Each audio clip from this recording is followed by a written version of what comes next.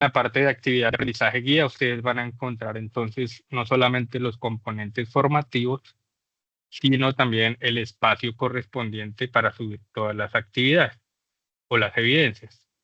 En este caso, la primera evidencia que tenemos es el test.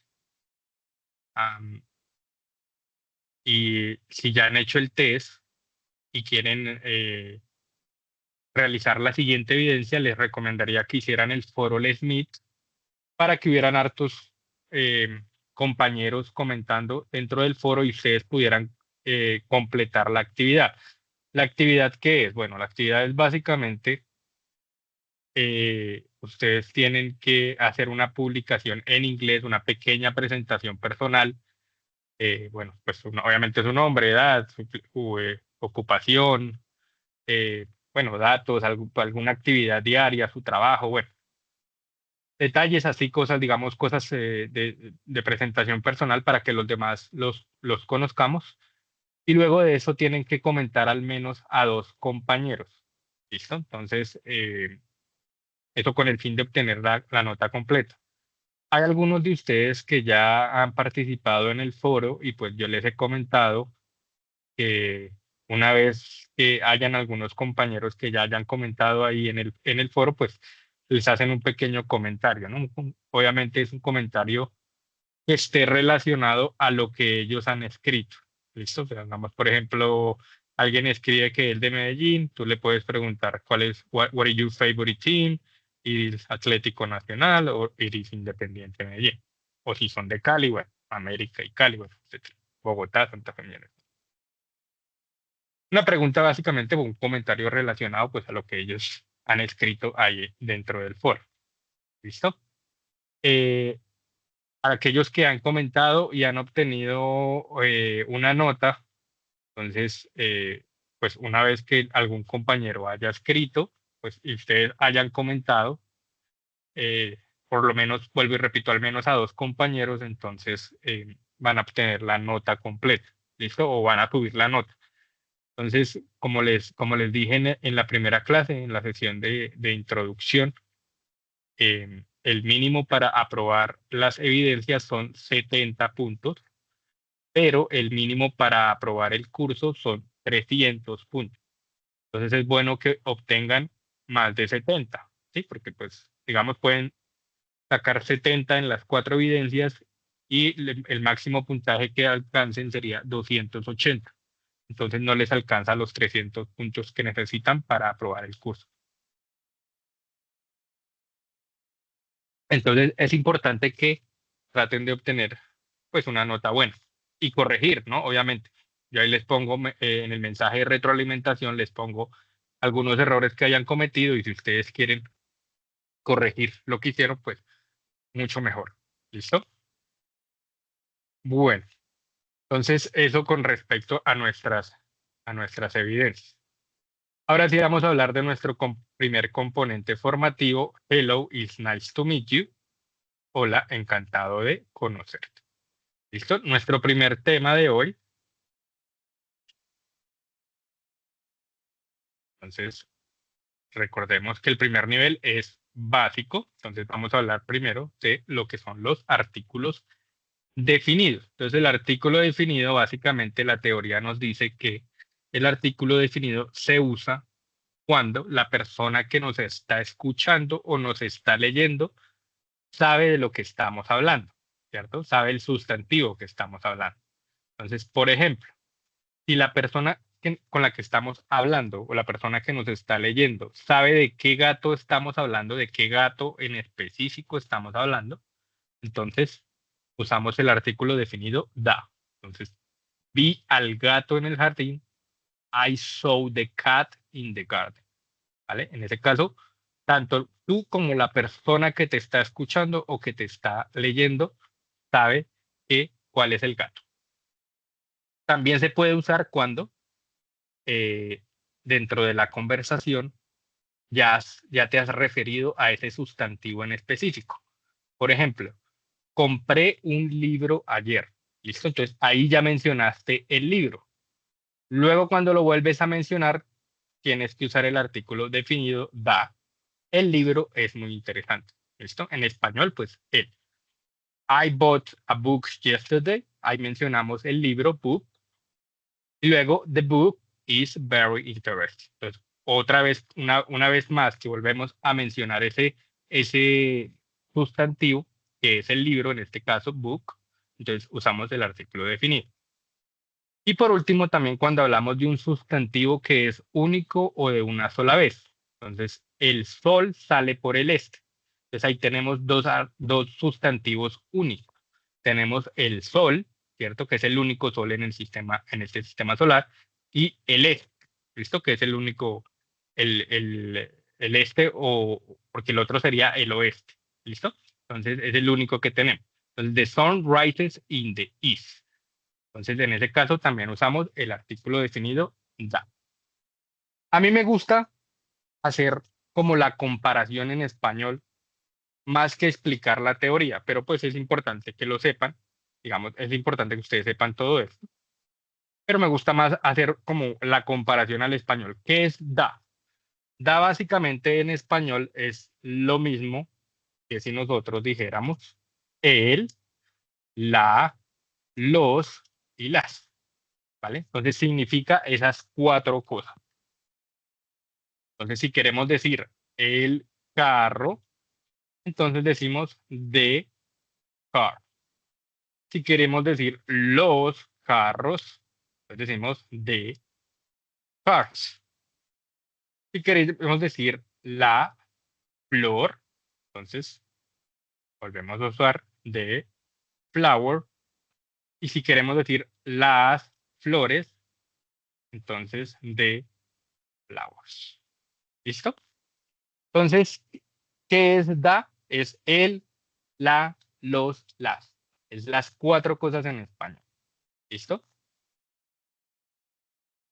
Luego tenemos los artículos indefinidos. Hay dos, a y an. Significan lo mismo, ¿vale? En español, a y an es un, uno, una. ¿Listo? Entonces, ¿qué nos dice la teoría sobre a y an? A y an lo usamos cuando la persona que está al frente no sabe de qué gato en específico estamos hablando. ¿Cierto? Si tú estás hablando de los gatos en general o de un gato cualquiera, ¿cierto? Por ejemplo, vi un gato en el jardín, ¿cierto? Cualquier gato, la persona no sabe cuál es el gato, sino simplemente vi un gato cualquiera. I saw a cat in the garden. ¿Listo? Entonces vamos a ver las frases y ahí vamos a determinar cuándo se usa a y cuándo se usa an, ¿vale? Entonces, I saw a cat, ¿listo? I saw a cat. En este caso usamos a. También se usan los artículos indefinidos cuando hablamos de un sustantivo de manera no específica o general, es decir, de cualquiera. Por ejemplo, necesito un paraguas. Pues en este caso, I need an umbrella. ¿Listo? En este caso, an, ¿vale? Umbrella.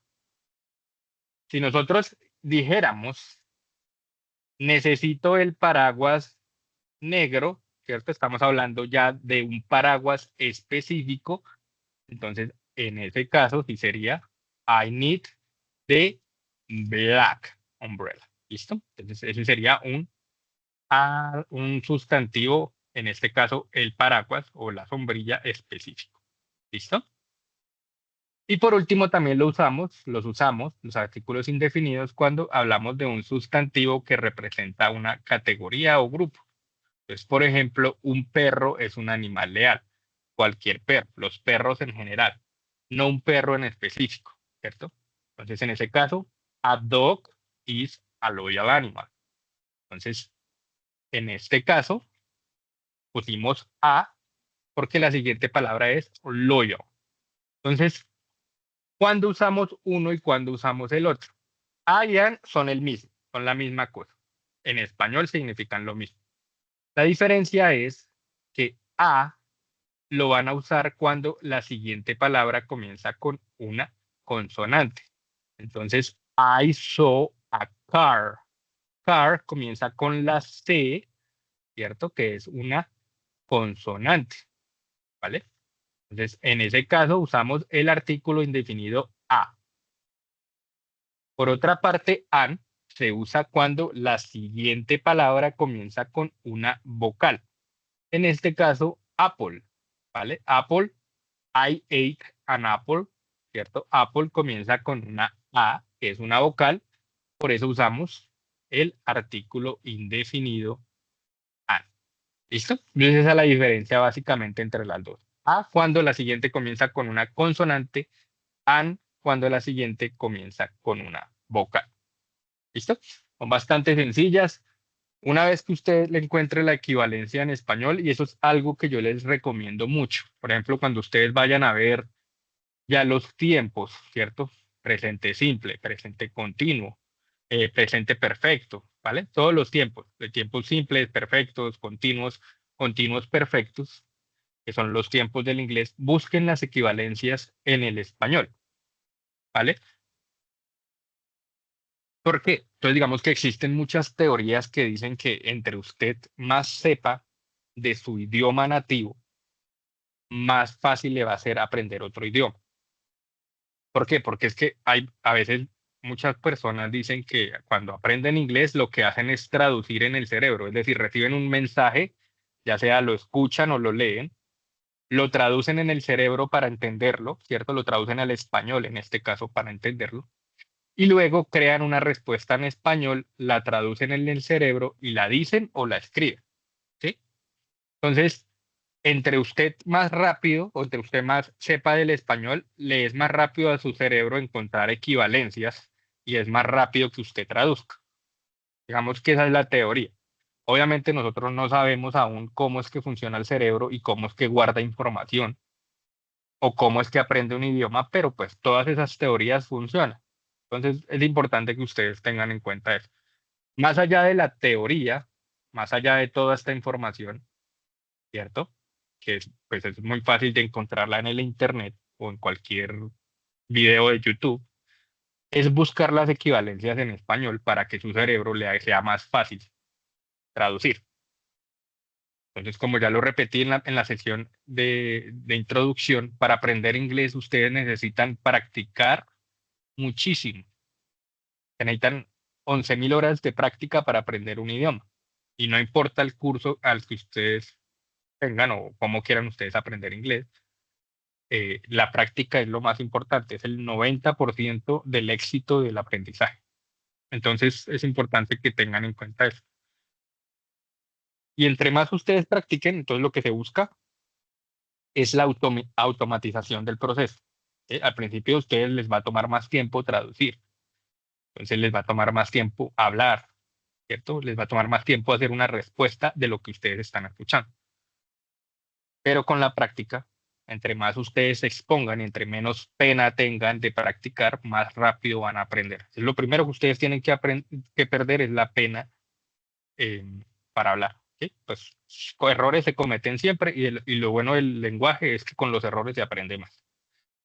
Entonces, lo primero que hay que perder es la vergüenza a cometer errores en un idioma, porque incluso si hablas perfecto, creo que eso lo repetí, lo dije en la primera sesión y lo repito siempre muchas veces, no importa lo perfecto que usted hable, siempre va a haber alguien que le va a decir que usted habla feo. ¿Listo? Entonces, no se preocupen por eso. Pierdan la pena y usen inglés, que eso es lo importante. Practiquen. En inglés tenemos, bueno, una otra cosa también, que la había mencionado, tenemos una ventaja y es que el español y el inglés, en cuanto a las estructuras o gramaticales, es muy, muy parecido. Entonces, en ese sentido, es mucha ventaja, porque cuando usted encuentra las equivalencias, por ejemplo, del presente perfecto en inglés y en español, se va a dar cuenta que funcionan muy parecidos y se parecen muchísimo. ¿Listo? Entonces, eso es una ventaja inmensa que tenemos, por ejemplo, en comparación a los idiomas asiáticos o los rusos, por ejemplo, ¿cierto? Que hasta el vocabulario es diferente, ¿vale? Entonces, listo. Tipos de sustantivos, los mismos que en español. Tanto están los sustantivos comunes, propios, concretos, abstractos, contables e incontables. Entonces, los sustantivos comunes, básicamente, pues cosas o animales, ¿cierto? Entonces, chair, silla, book, libro, bed, cama, shoe, zapato, shirt, camisa, bueno, los nombres de las cosas o los animales. Luego tenemos los sustantivos propios o los nombres propios, como los llamamos a veces también. Entonces, básicamente los nombres de las personas y los nombres de las ciudades, veredas, pueblos, etcétera. ¿Listo? Los nombres propios, básicamente, pues se escriben en mayúscula. ¿Listo? Entonces, importante también tenerlos en cuenta. Sustantivos concretos y los sustantivos abstractos. Entonces, los sustantivos concretos son aquellos que son tangibles, se pueden tocar, ¿cierto? Se pueden ver, son físicamente tangibles, digámoslo así.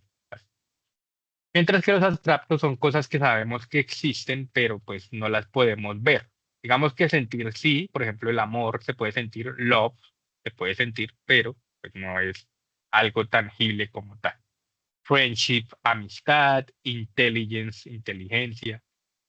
Entonces, básicamente, esos son la diferencia entre los dos. Y los sustantivos contables y los no contables, que estos sí son bastante importantes que los tengan en cuenta.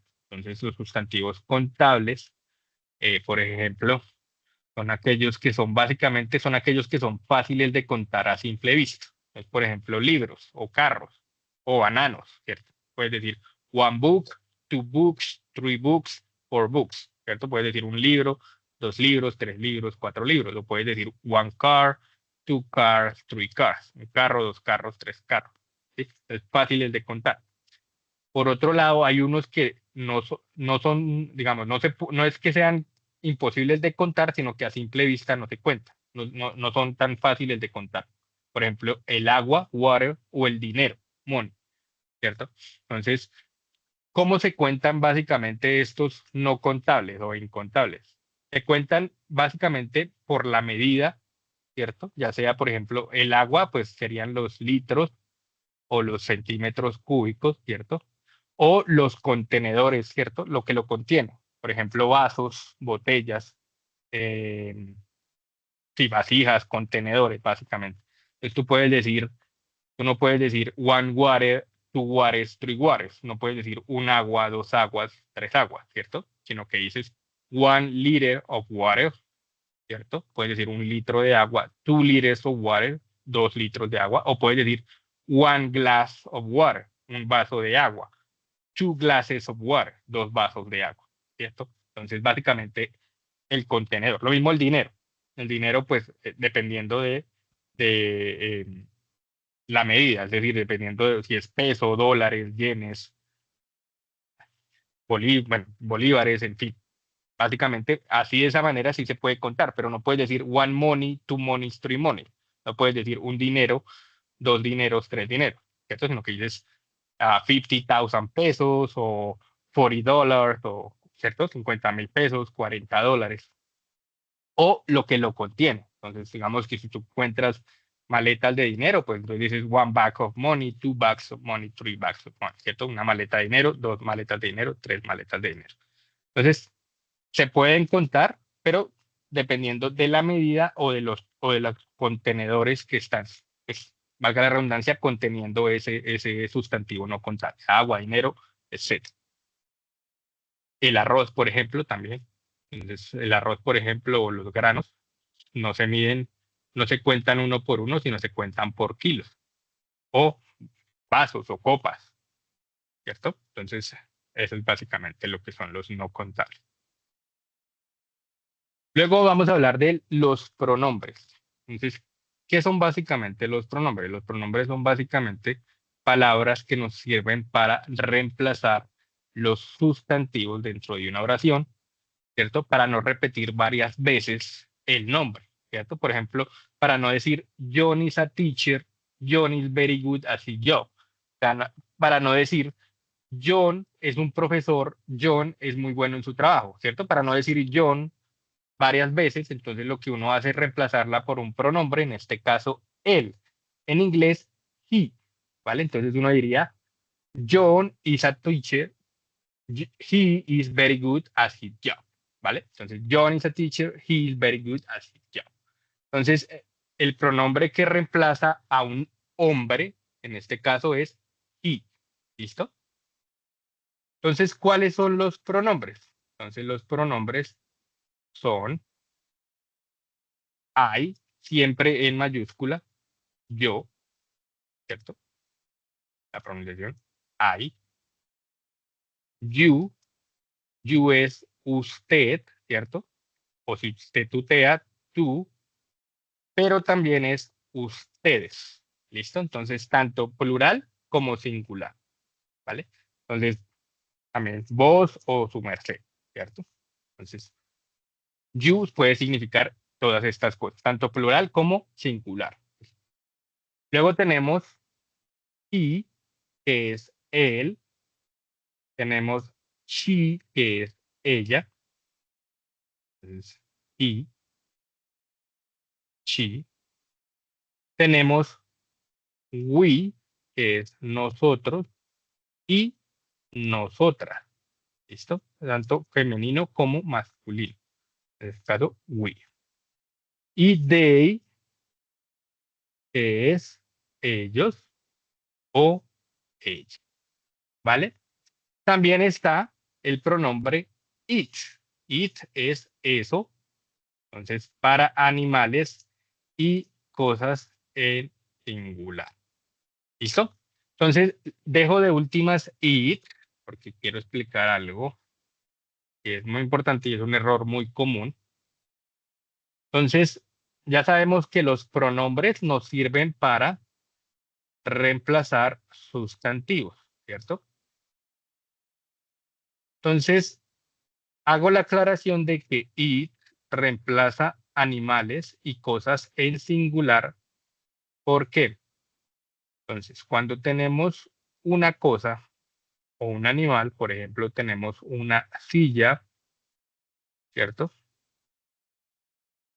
O tenemos, vamos a ponerlo acá en otra diapositiva. Tenemos una silla, silla en inglés, chair, o tenemos un perro, perro en inglés, dog, lo podemos reemplazar con it, ¿cierto? Entonces, si estamos haciendo una frase y lo vamos a repetir varias veces, lo podemos reemplazar con it.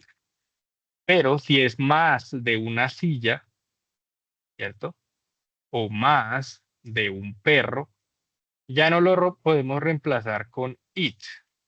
En este caso se reemplaza con they. ¿Listo? Entonces, they puede significar tanto ellos como ellas, como también esos, esas. ¿Listo? Entonces es como también un it en plural. Pues para que también lo tengan en cuenta. ¿Listo? Entonces es muy importante porque es un error que se comete bastante. También es un error que se comete bastante que I no se escriba con mayúscula. Digamos que pues no es una regla tan importante, pero es una buena etiqueta de escritura, ¿sí? Entonces es importante que lo tengan en cuenta. Incluso ustedes, no sé si en este nivel, pero en unos niveles posteriores se van a dar cuenta que incluso el componente formativo tiene este mismo error, porque es un error muy común, que es poner el I en minúscula. Siempre va en mayúscula, no importa si va después de un punto o después de una coma, siempre va en mayúscula. ¿Listo? Por tanto, también eso que lo tengan muy en cuenta. Esto es la estructura básica del inglés y es quizás la primera cosa que ustedes deberían aprender. Sujeto, verbo, complemento. ¿Listo? En algunos casos, a partir de el futuro simple, esta estructura gramatical va a cambiar a auxiliar. Vamos a agregarle el auxiliar, perdón. Entonces, sujeto, auxiliar, verbo, complemento.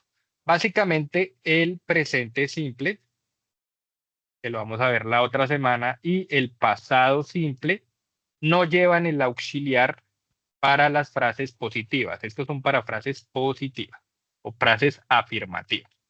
¿Listo? Entonces, frases positivas, la estructura es el sujeto, el auxiliar, el verbo, el complemento. Entonces, la mayoría de los tiempos usan esta estructura gramatical. ¿Listo? Sujeto, auxiliar, verbo, complemento. En algunos libros o en algunos cursos ustedes pudieron haber encontrado esta última parte como un objeto. ¿Listo? Entonces también puede ser un objeto.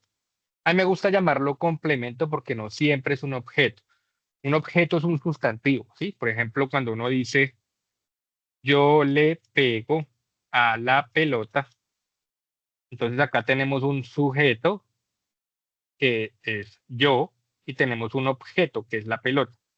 Entonces, el sujeto es quien realiza la acción, ¿vale? Que es pegar. Y la pelota es quien recibe esa acción, quien es pegada. ¿Listo? Entonces, pero no siempre es un objeto, a veces puede ser puede ser una expresión de tiempo, puede ser un adjetivo, puede ser un adverbio, puede ser muchas cosas. Entonces, por eso en ese caso a mí me gusta llamarlo complemento. Pero si lo encuentran ustedes como objeto, pues es la misma cosa. ¿Listo? Entonces no se vayan a preocupar por eso. Esto en cuanto a las frases positivas. Las frases negativas, entonces las frases negativas, la estructura es sujeto, negativa, sujeto, auxiliar en negativo, verbo, ¿cierto? Y por último el complemento o el objeto, como ustedes lo quieran llamar. Y por último, las preguntas. Entonces, la estructura gramatical de preguntas es el auxiliar, luego el sujeto, simplemente se cambia el orden, el verbo y el complemento, y el signo de interrogación final. ¿Listo? Entonces, esa es básicamente las estructuras gramaticales en inglés. Entonces, lo único que cambiaría de un tiempo al otro, pues es el auxiliar y la conjugación del verbo. ¿Listo? Eso es lo único que cambia. De resto, pues es lo mismo. Entonces, por ejemplo, en presente simple ustedes van a ver que el auxiliar es do y das. En pasado van a ver que ustedes el auxiliar es did. En futuro, will. Bueno, etcétera, etcétera, etcétera. Eso entonces es lo único que cambia y la conjugación del verbo. Entonces, en presente simple se le agrega s, es o es, en pasado de, ed y ed. Vamos a verlo a medida que ustedes vayan avanzando con los niveles, pues van aprendiendo esto. Entonces, esas son las estructuras básicas del inglés. Cuando vayamos a ver los tiempos, la otra semana, vamos a ver presente simple. Entonces ustedes se van a dar cuenta de esta estructura gramatical. Incluso la vamos a ver ahorita también con el verbo ser o estar, el verbo to be. Entonces, el verbo to be, que es el verbo ser y estar, es un verbo especial. ¿Por qué es un verbo especial? Porque también se conoce como un verbo auxiliar. Entonces, si vemos nuestras estructuras gramaticales, ¿cierto? Entonces, vemos que tenemos el auxiliar y el verbo. En este caso, el verbo to be, el verbo ser y estar, nos va a funcionar como las dos cosas. Entonces, nos va a funcionar como auxiliar y verbo. Por eso se llama verbo auxiliar. ¿Listo? El verbo ser y estar. Entonces, si usted quiere decir yo soy o yo estoy, entonces sería I am. ¿Vale? Si usted quiere decir yo no soy o yo no estoy, entonces I am. ¿Vale? ¿Por qué? Porque es el mismo verbo. Es el verbo ser o estar. Si tú quieres decir tú eres o tú estás, you are. Él es o él está, is. Ella es o ella está, she is. Eso es o eso está, it is. ¿Vale? De nuevo, solo para objetos y animales en singular. Nosotros o nosotras somos, o nosotros o nosotras estamos, we are. Ustedes son, you are, porque es para los dos, tanto para singular, tú eres, tú estás, como para plural, ustedes son, you are. Y ellos o ellas son, o ellos o ellas están, they are. ¿Listo? Entonces, verbo ser o estar, el verbo to be. ¿Listo? Funciona para tres cosas, básicamente, que ya les voy a explicar para qué tres cosas es que funciona el verbo ser o estar. También tenemos las contracciones. ¿Listo? Entonces, él es o él está, he is, o la contracción is. Las contracciones son lo más común en inglés, sobre todo en conversaciones. En escritos, sobre todo si son escritos formales, digamos ensayos o reportes, ese tipo de escritos, entonces es mejor escribir la palabra completa, ¿vale? He is, separado. Pero en conversaciones o en escritos informales son, por ejemplo, mensajes de texto o correos incluso, se puede escribir con contracciones. Entonces es importante que lo tengan en cuenta, pero en conversaciones sí es lo más común, ¿vale? She is, que significa ella es o ella está, ¿vale? La contracción she's. It is, que es o eso está, la contracción it's. Recuerden, si es solamente una cosa en singular, las- porque si es cosas en plural, ya sería they y por consiguiente cambiaría el verbo ser o estar. Por eso es importante que lo tengan en cuenta, ¿cierto? Porque vamos a volver aquí. Entonces, si tenemos una sola cosa, entonces el verbo ser o estar sí sería is, ¿cierto? O la contracción. La contracción. Pero si es más de una cosa o más de un animal, entonces acá ya cambia el verbo ser o estar. ¿Listo? Entonces es importante que lo tengan en cuenta. ¿Cierto? Es importante que tengan en cuenta que el sustantivo sea singular o sea plural, porque eso hace que cambie muchas cosas. ¿Listo? Entonces es importante que lo tengan muy en cuenta. Y es un error bastante común. Es por eso se los advierte. Entonces, you are, que significa usted es o usted está, también significa tú eres o tú está. Y también significa ustedes son o ustedes están. ¿Listo? You are. La contracción sería your. We are, que es nosotras o nosotros somos o estamos. La contracción were. Y they are, que son ellos o ellas son o están. La contracción sería there. Y la contracción de I am, que es yo soy, yo estoy, I'm. I'm. ¿Listo? Entonces, his, she's, it's, your, were, there, I'm. Luego tenemos los negativos. Recordemos que el verbo ser o estar es un verbo y un auxiliar al mismo tiempo. Por lo tanto, es el verbo ser y estar el que va a ir en negativo cuando tengamos frases negativas, ¿cierto? Es el auxiliar. Cuando hacemos frases negativas, que es sujeto, auxiliar en negativo, verbo, complemento, entonces es el verbo ser o estar el que va a ir en negativo. Entonces, ¿cómo sería el verbo ser o estar en negativo? Entonces, he's not o la contracción he isn't. Todas las contracciones, este es un tip que les doy, todas las contracciones de los auxiliares se hacen de la misma manera. Solo hay una excepción. Entonces, todos escriben el auxiliar N apóstrofe T. ¿Listo? Entonces, en este caso tenemos is not. Entonces, la contracción es el auxiliar N apóstrofe T. ¿Listo? Entonces, ese es el primero. Entonces, he isn't. She is not, la contracción she isn't. It is not, la contracción it isn't. También se puede contraer el sustantivo con el auxiliar, en este caso is not, pero no es lo más común. Digamos que lo pueden escuchar o pueden verlo en algún lado, pero no es lo más común.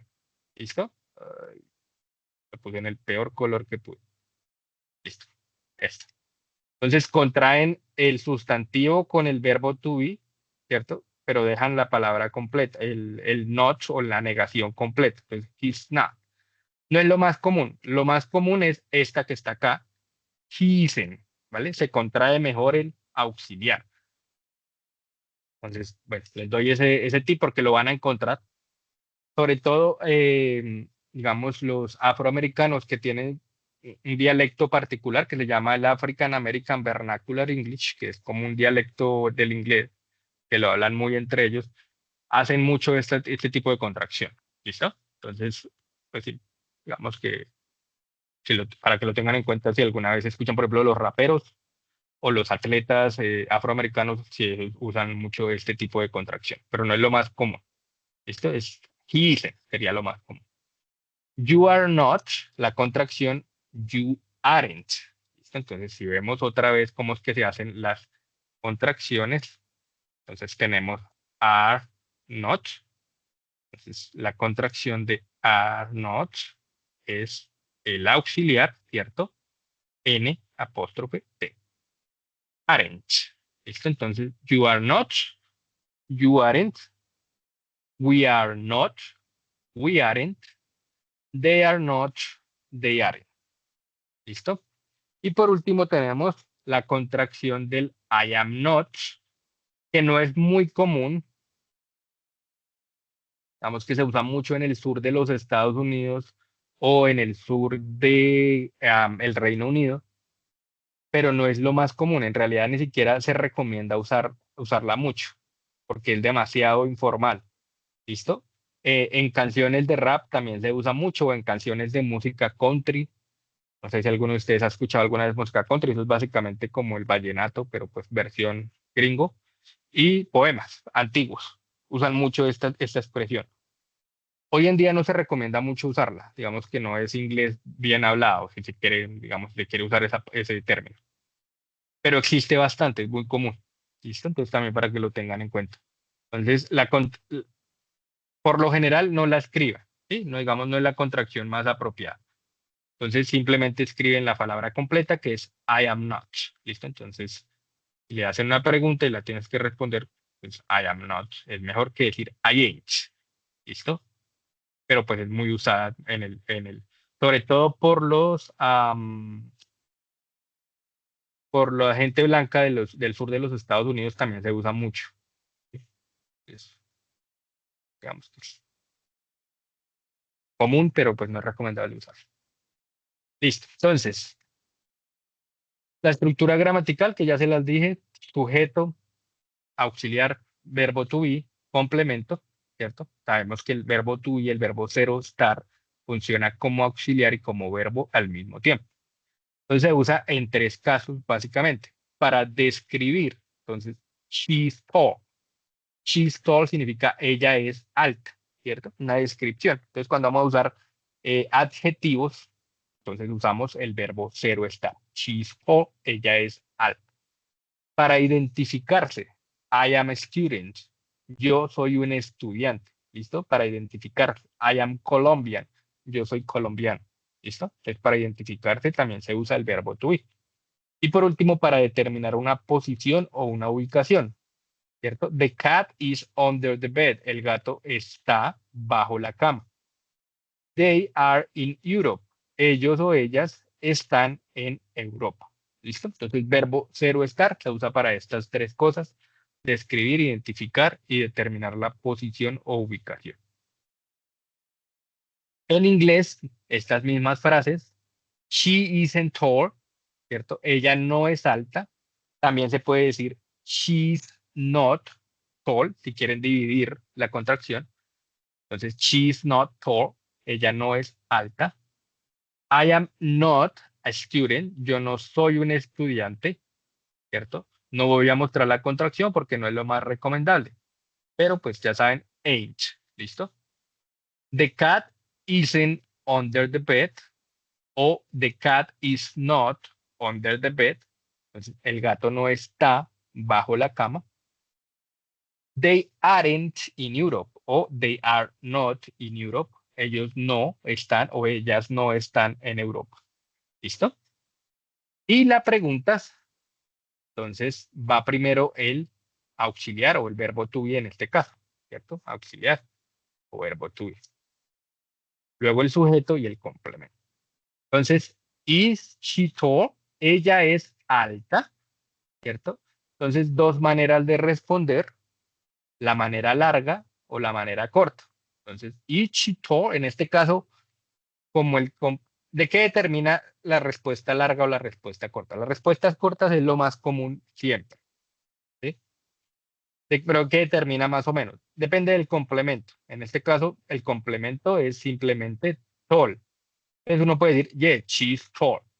O puede decir, yes, cheese. Incluso lo puede hacer más corto, simplemente, is she tall? Y tú puedes decir, yes.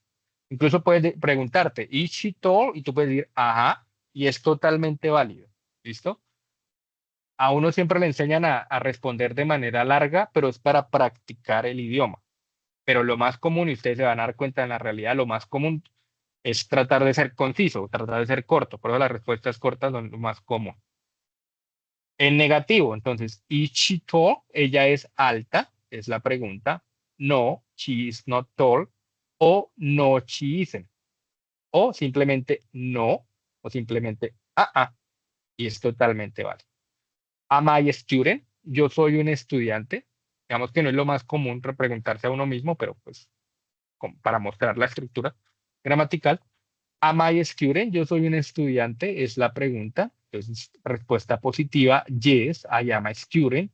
O simplemente, yes, I am. En negativo, no, I am not a student. O simplemente, no, I am not. O simplemente no, o simplemente ¿Listo? Is the cat under the bed? Acá sí podemos ver la diferencia entre la respuesta larga y la respuesta corta, porque pues el complemento en este caso es largo. Is the cat under the bed? ¿Está el gato bajo la cama? Esa es la pregunta. Yes, the cat is under the bed. O simplemente, yes, it is. No, the cat is not under the bed. No, el gato no está bajo la cama. O simplemente, no, it isn't. ¿Listo? Are they in Europe? Yes, they are in Europe. O simplemente, yes, they are. El negativo, no, they are not in Europe. O simplemente, no, they are. Listo, digamos que lo que determina básicamente si la respuesta corta o larga es válida es si este complemento es importante dentro de la respuesta, ¿sí? Y obviamente, pues, am, también depende de lo largo que sea el complemento, porque es she tall, beautiful, ah, and she works every day, por ejemplo, es una pregunta así súper larga, ¿cierto? Entonces uno va a responder, yes, she's tall, beautiful. Sí. Pues lo que tengo en español. Is she so beautiful and she works every day? Tú no vas a decir, yes, she's so beautiful and she works every day, porque suena raro. Sí, es como si en español a usted le preguntaran, oye, ella es alta, bonita y trabaja todos los días, y tú dices, sí, ella es alta, bonita y trabaja todos los días. Simplemente tú dices sí, y ya, ¿cierto? Porque pues, es lo más común. En inglés es exactamente lo mismo. Entonces, es importante también que tengan en cuenta eso. ¿Listo? Entonces,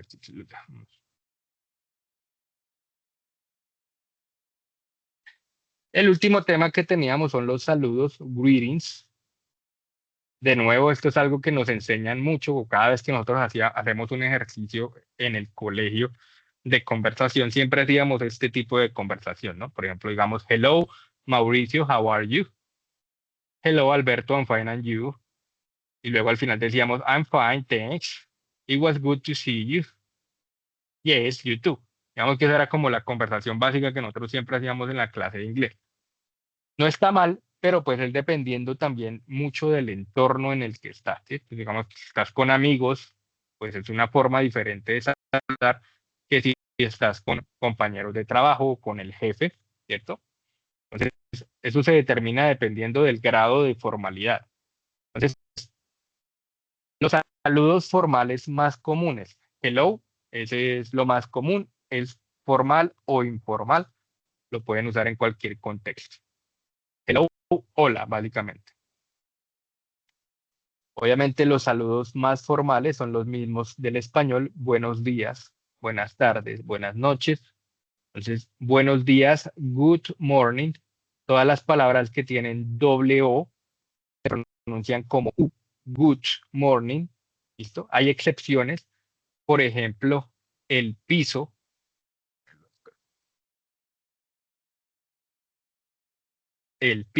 ¿cierto?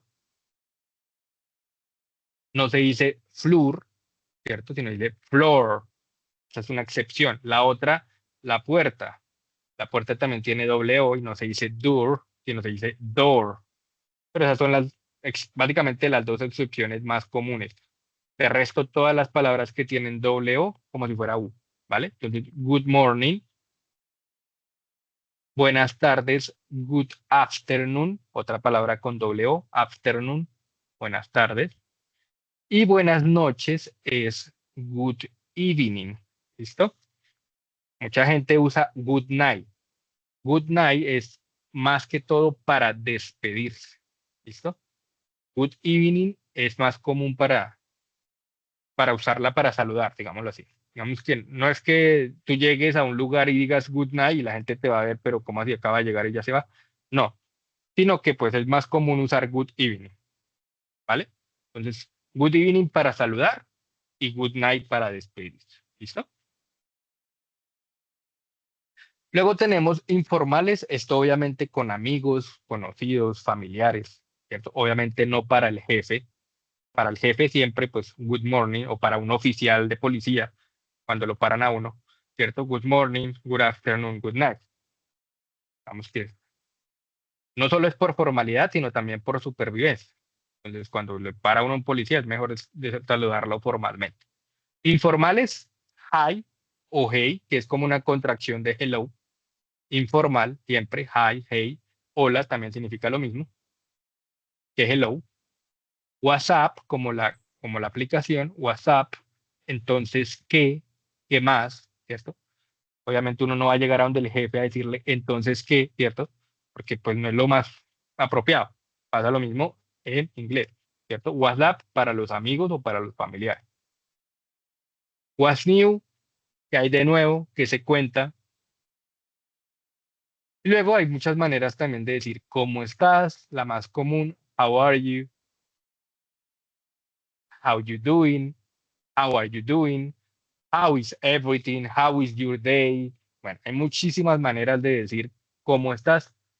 Entonces, muchísimas maneras de responder también. Yo estoy bien, I'm fine o I am fine. Lo más común, pues, son las contracciones, entonces sería I'm fine o I'm bad o so, que significa más o menos. So, se escribe S-O, más o menos. Not so bad, no, no tan mal. Eh, Painting, la misma cosa, ¿cierto? Bueno, hay muchísimas formas de responder cómo está. También hay muchas formas de decir gracias, thank you, la más común, thanks, también es una forma muy am, común de decir dar las gracias. Y hay una que se usa mucho en el sur de los Estados Unidos que me parece pues bastante formal, bastante bonita, que es I appreciate it o I appreciate you. ¿Listo? Entonces, ¿qué significa eso? Yo aprecio, básicamente lo que significa es, literalmente significa yo lo aprecio o yo te aprecio, ¿cierto? Pero digamos que es como una expresión para decir yo agradezco lo que estás haciendo por mí o que te tomes el tiempo de ayudar. Eso es básicamente lo que significa. Y se usa mucho. ¿Listo? Entonces, I appreciate it o I appreciate you. ¿Listo? Y bueno, ya ese es el último tema porque ya el otro lo vamos a ver la próxima semana, si no estoy mal, lo que sería información de alguien más. Voy a dar aquí compartir un momento a ver si no se me queda, bueno, para volver a ingresar básicamente a la plataforma. ¿Listo? Ya vamos a acabar. Regálenme un segundito y muestro lo último. Ya, listo. Entonces, ingresamos a nuestra plataforma. Digamos que, bueno, ahí están los 4 niveles. Se ingresará este. Los 4 son lo mismo, pero pues voy a tomarme el. Entonces, el primer componente formativo. Hello, it's nice to meet you. ¿Qué otro tema tenía? Creo que lo último era algo de vocabulario. Listo. Entonces, era algo de pronunciación. Y acá también hay un pequeñito error. ¿Listo? Entonces, ¿qué significa corta o larga? Digamos que es como tú extiendes la palabra, ¿cómo así? O sea, por ejemplo, corta a, esta es, esta, este es un diptongo. Digamos que la diferencia entre los diptongos en inglés y los diptongos en español es que los diptongos en español van separados. Entonces nosotros decimos aeropuerto, ¿cierto? Aeropuerto. Las dos palabras o los dos sonidos se pueden diferenciar bien. Mientras que en inglés es como una A y una E pegada. No sé si lo notan acá. Es como una A y una E pegada. ¿Eso cómo se pronuncia? Se pronuncia Es como una A y una E. Es como una A con pereza, básicamente. Como ¿sí? Entonces, apple, cat, man. Digamos que esa es la pronunciación. Pero tú puedes decir simplemente apple, puedes decir cat y puedes decir man y te lo van a entender. ¿Listo? O sea, digamos que es algo muy importante que lo tienen en cuenta. El acento que uno tiene en español se va a trasladar al inglés. ¿Listo? Entonces, sobre todo los acentos fuertes. Por ejemplo, el acento paisa es un acento fuerte, un acento que tiene harto carácter. Entonces, al hablar en inglés, se va a trasladar. ¿Listo? Lo mismo el acento argentino, bueno, el acento costeño también se traslada. Entonces, no se preocupen tanto por pronunciar perfectamente. Ustedes pueden decir apple, cat, man, y se les va a entender. Entonces, eso quiere decir corta. Por otro lado, larga quiere decir que ustedes se extienden un poquito. Entonces, car, bar, bar. ¿Listo? Esa es la diferencia entre lo que es corto y largo. Entonces, corto, apple, cat, man. Largo, car, bar, bar. Entonces, otra cosa también que quería mencionarles es, acá, si no estoy mal acá, dentro del componente formativo lo menciona, sí, el alfabeto fonético internacional. Listo. El alfabeto fonético internacional es bueno cuando usted ya está hablando inglés y quiere mejorar la pronunciación. Al principio es muy complicado de entender, ¿sí? Entonces, aunque aquí lo mencionan, a mi parecer, para el primer nivel, los primeros niveles, es algo muy confuso. Ustedes cuando lo buscan, los alfabeto fonético internacional, cuando ustedes lo buscan en internet, ustedes se van a dar cuenta que eso viene con unos símbolos, viene con unos sonidos, dependiendo de dónde usted ponga la lengua en la boca, o el sonido, si es un sonido que lo hace usted con las cuerdas vocales o soplando aire simplemente en su boca. Entonces eso tiene unos nombres, algunos nombres son velares, por ejemplo, velares son aquellos que se hacen como con la garganta, están bilabiales que se hacen con los dos labios, por ejemplo, mamá, si ustedes se dan cuenta, mamá, cuando hace el sonido M, usted junta los dos labios, y se llama bilabial porque usa los dos labios para pronunciar una palabra. Pero es demasiado, o sea, tenemos que aprenderse muchas cosas. ¿Qué significa velar? ¿Qué significa fricativo dental? ¿Qué significa alveolar? Bueno, entonces para el primer nivel me parece que es muy complicado. Y fuera de eso, pues aprenderse uno de estos simbolitos también es muy complicado para los primeros niveles. Ya cuando ustedes estén hablando y quieran mejorar su pronunciación, ¿cierto? Entonces ahí sí puede ser bueno utilizar el alfabeto fonético internacional. Pero les voy a decir una cosa, mira. eh, Tan solo el 0,01% de las personas logran tener un acento nativo.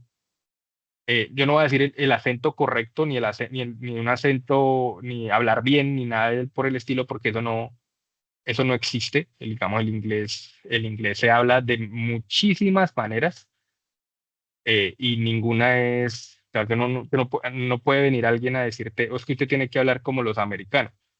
Pero los americanos, ¿de dónde? Porque si usted ve en Ohio hablan muy diferente que en Nueva York, y los de Nueva York hablan muy diferente que los de Florida, ¿cierto? Los gringos o los estadounidenses hablan muy diferente que los británicos, y ellos hablan muy diferente que los irlandeses, y hablan muy diferente que los australianos, ¿sí? Lo mismo pasa con el español, no es lo mismo la pronunciación de los argentinos, la pronunciación de los costeños, de la pronunciación de los paisas, la pronunciación de los boyacenses, ¿sí? Dentro de un mismo país o fuera del país, en diferentes países, la pronunciación es diferente. Y tú no le vas a decir a alguien que está aprendiendo español, es que usted tiene que hablar como los dominicanos o como los españoles o como los colombianos. No hay un acento ni una pronunciación perfecta. Entonces es importante también que tengan muy en cuenta eso. Hay mucha gente que se obsesiona con tratar de hablar como los americanos y lo que hace termina es frustrándose al final. A la larga lo que importa es hacerse entender, no hablar perfectamente. Ya si usted quiere ingresar a una universidad y, digamos, hacer ese tipo de cosas, pues obviamente sí necesita, incluso necesita más tiempo de práctica. Aprender inglés usted lo puede aprender en 2 años o en 1 año y medio si le dedica el tiempo, o en 1 año, 1 año y medio. Pero aprender inglés para poder comunicarse, digamos, en un ambiente educativo, en un ambiente de universidad, sí necesita más tiempo. Entonces es importante también que tengan en cuenta eso, para que sepan las expectativas.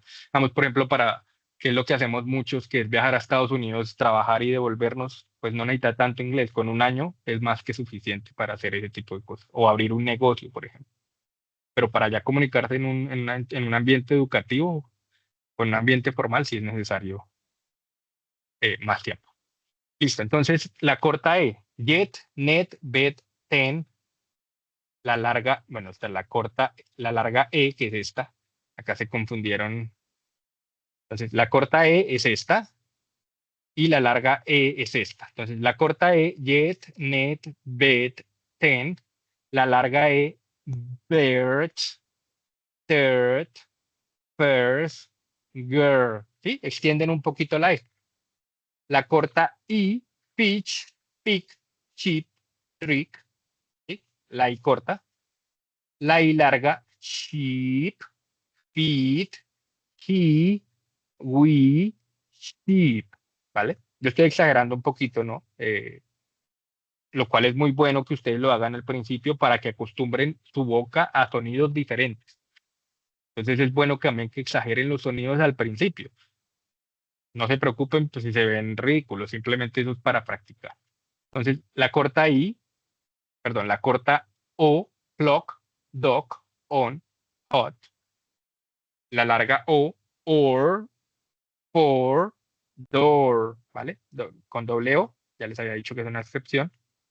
La corta A, sun, jump, up, umbrella. La larga, bueno, no sé por qué le pusieron la corta U. Sun, sun. Sí, bueno, la pueden pronunciar como una U. Sun, jump, up, umbrella. La larga U, root, root, dude, you. ¿Listo? Corto E, de, banana, another, teacher, problem, pull, push, shoot, good, room. Entonces, eso es básicamente pues algunos sonidos que ustedes pueden aprender a la pronunciación.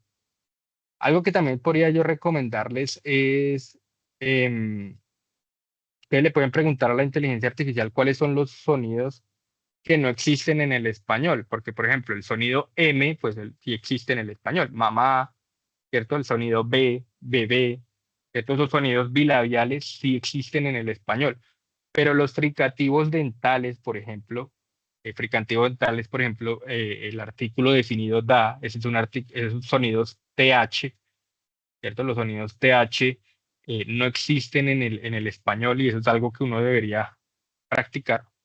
Entonces, ustedes pueden buscar en la inteligencia artificial cuáles son los sonidos eh, que no existen en el español y que sí existen en el inglés. Entonces, el sonido TH, el sonido NG. Bueno, ustedes cuando los busquen en la internet o de pronto yo tengo un video sobre estos sonidos. Si quieren, yo los puedo agregar ahí a la plataforma. Ahí me lo dejan saber en un correo. Entonces, yo se los puedo compartir para que vean cuáles son los sonidos que existen en el inglés, que no existen en el español, que sí es bueno practicarlos, pero pues, por ejemplo, practicar los sonidos bilabiales, mamá, bebé, pues esos son los mismos que existen en español, la necesidad. Entonces, ese es nuestro primer componente formativo. Recuerde que para esta semana tenemos el cuestionario. Para la próxima sería el foro Smith. Incluso si les aparece como si la evidencia está vencida, digamos que si usted no quiere hacer el cuestionario esta semana, sino la próxima, va a seguir estando abierto. ¿Listo? Entonces no se preocupen por el hecho de que se venza. Ahí, por ejemplo, en la parte de arriba salen unos horarios, unas fechas y unos horarios. Am, digamos que eso es para mantener una buena estructura dentro de la plataforma, pero pues yo siempre dejo abierto esas evidencias, entonces ustedes las pueden presentar cuando ustedes quieran. ¿Listo? Y no les voy a poner que las entregaron tarde o bueno, eso no cambia nada nada en la nota. ¿Listo? Entonces, eso es lo que quería comentarles. Nos veríamos entonces el jueves para la atención sincrónica. Ya saben dónde encontrarlo. Pues la atención sincrónica está ahí nomás a la parte izquierda de la plataforma y ustedes van a ver el letrerito. Entonces, los jueves a partir de las 9. Entonces, el curso que termina en 19 sería a las 9, el curso que termina en 20 sería a las 10, el curso que termina en 21 sería a las 11 y el curso que termina en 22 sería a las 12. Si quieren entrar a otra atención sincrónica de otro curso, ya saben que en mi perfil pueden encontrar los links para las otras sesiones sincrónicas de los otros cursos si no pueden atender pues al horario del que les corresponde al suyo. Creo que nomás eso sería por hoy. Entonces, muchísimas gracias por estar acá. ¿Tienen alguna pregunta? Creo que no. Listo. Entonces, si se perdieron algo también de la grabación, ya saben que tienen ahí la grabación dentro de la plataforma.